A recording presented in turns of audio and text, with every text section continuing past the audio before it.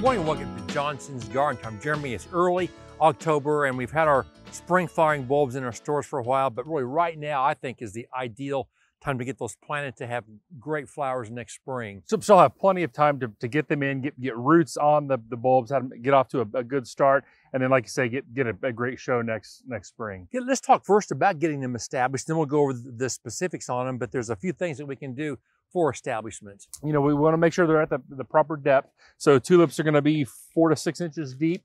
The pointing end goes up on tulips. You'll see kind of where the roots may have been before. Those are always going to go down. But yeah, we want to put those in the ground at the proper depth. The package is going to tell you how deep to plant them. And then watering in, I think, is the most important piece of getting bulbs established. And we want to get them a good soaking. One time is really all that's sufficient, all that we need. Okay, and then of course by putting the cottonseed hulls over the top of that, it's going to retain the moisture and keep the weeds down.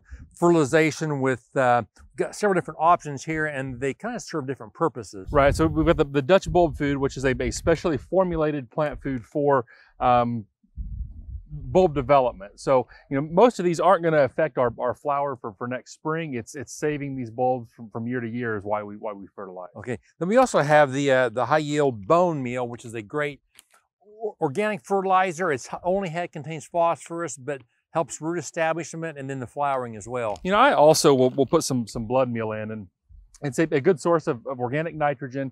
Also kind of has a smell that a lot of our critters that may want to bother them don't want to mess with, so they're gonna maybe leave them alone. Okay, let's look at some of the options that we have. We talked about the tulip bulbs, and there's so many different colors that you can go with. We've got a wide selection of single colors in the stores, different styles. We've got more of the double or peony flowering.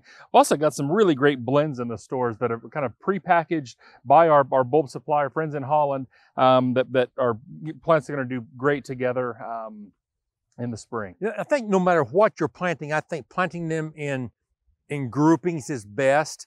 And it'll tell you how far apart, but you know, maybe 6 inches apart, 8 inches apart. But that grouping is going to show a lot of color. You know, a lot of these are going to have, this is going to have 18 bulbs in a package. So you want to put those, like you say, in a grouping, not in a row of a straight line. You're going to get a lot better impact. Okay. Then we also have daffodils, which I love daffodils. They come back year after year and they just get better every year. Of course, the hyacinths are a great option for very strong fragrance in the spring as well as a good color. All right.